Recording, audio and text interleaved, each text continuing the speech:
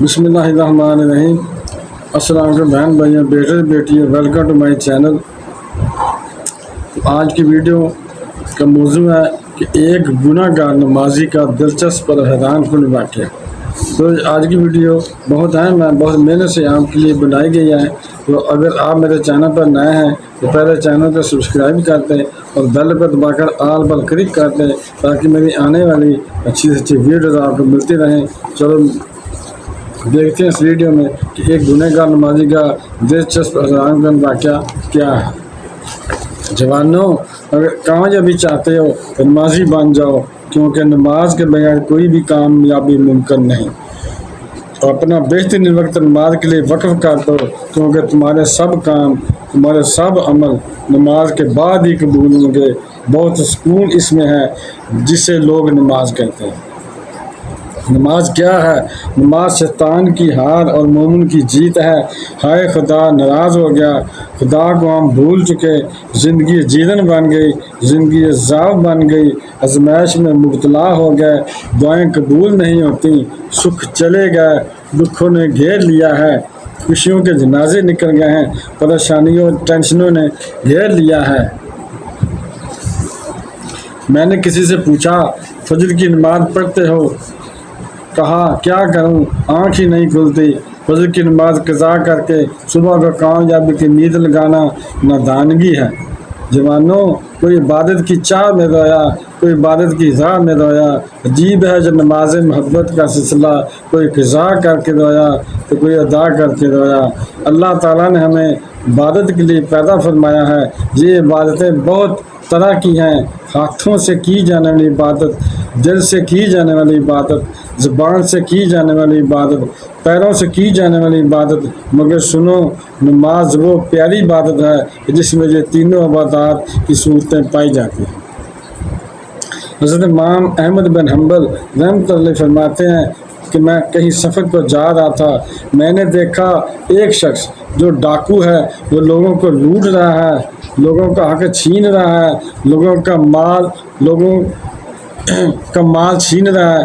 خیر میں دیکھتا ہوا آگے چلا گیا۔ کچھ دن بعد میں نے اسی ڈاکو کو مسجد میں نماز پڑھتے ہوئے دیکھا، قیام کرتے ہوئے دیکھا، رکوع کرتے ہوئے دیکھا، سجدوں پر سجدے کرتے ہوئے دیکھا، نماز پر زور دھوتے ہوئے دیکھا اور میں حیران رہ گیا۔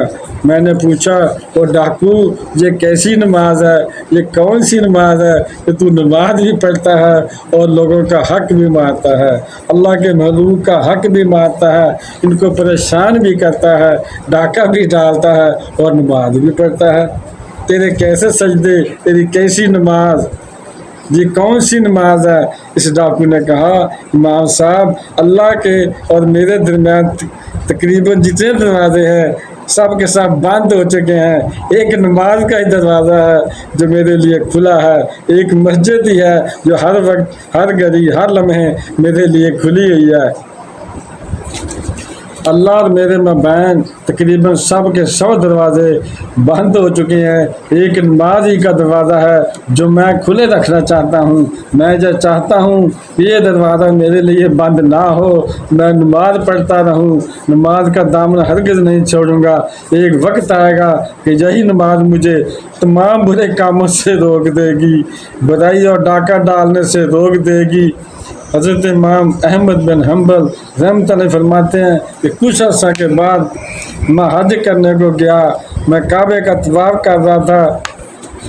دوران طواف میں نے دیکھا کہ ایک شخص جو کعبہ شریف کا غلاف پکڑ کر زاروں کے تار ہو رہا ہے، چیخ رہا ہے، کہہ رہا ہے، میرے مالک میری توبہ، مالک میری توبہ، مالک میرے تمام گناہوں کو معاف فرما اور آئندہ میں وہ حرکتیں، وہ غلطیاں نہیں کروں گا۔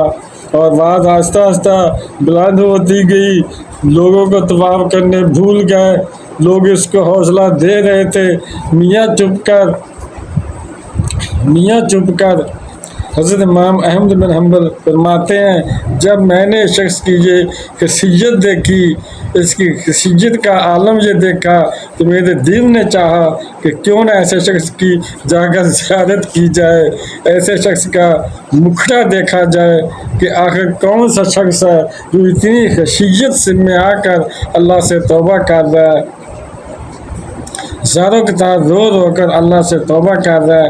امام صاحب فرماتے ہیں اس شخص کے قریب جب میں گیا، جب میں نے اس کے چہرے پر کپڑا اٹھایا تو میں دیکھ کر حیران رہ گیا کہ یہ تو وہی شخص ہے جس کو میں نے بغداد میں ڈاکہ ڈالتے ہوئے دیکھا تھا، یہ تو وہی شخص ہے جو لوگوں کا مال چھینتا تھا، لوگوں کو مارتا تھا۔ اللہ تعالیٰ نے اسے ہدایت کیسے عطا فرما دی۔ پھر مجھے میرے کریم نبی صلی اللہ علیہ وسلم کا فرمان یاد آ گیا کہ ایک شخص میرے نبی صلی اللہ علیہ وسلم کی خدمت میں حاضر ہوا، عرض کی آقا صلی اللہ علیہ وسلم ایک شخص ہے جو دن کو نماز پڑھتا ہے، رات کو ڈاکہ ڈالتا ہے، دن کو نماز پڑھتا ہے، رات کو چوری کرتا ہے، ایسے شخص کے بارے میں آپ کیا فرماتے ہیں؟ کیا ایسے شخص کی نماز قبول ہوتی ہوگی؟ میرے کریم صلی اللہ علیہ وسلم نے فرمایا دن کو نماز پڑھتا ہے، رات کو چوری کرتا ہے، نماز وہ پڑھتا رہے، چوری بھی کرتا ہے مگر نماز پڑھتا رہے، نماز نہ چھوڑے۔ یہ اگر وہ ڈاکہ ڈالتا ہے مگر نماز نہ چھوڑے، نماز پڑھتا رہے، ایک دن آئے گا کہ یہی نماز اس کو تمام برائی سے روک دے گی، ایک دن یہی نماز اسے اللہ کی نافرمانیوں سے روک دے گی۔ حضرت امام احمد بن حنبل رحمۃ اللہ فرماتے ہیں کہ مجھے آقا کریم صلی اللہ علیہ وسلم کی وہ حدیث مبارکہ یاد آ گئی جو اوپر بیان کی گئی ہیں۔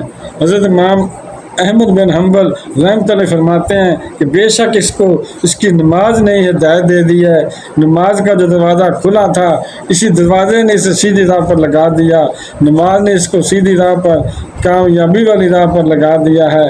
دن میں 5 وقت نماز پڑھنے کی عادت ڈال لو، صرف یہ سوچ کر کہ ہو سکتا ہے یہ نماز تیری زندگی کی آخری نماز ہو، میاں ہو سکتا ہے کہ یہ اذان تیری زندگی کی آخری اذان ہو سکتا ہے کہ تجھے تیرا رب آخری بار بلا رہا ہو۔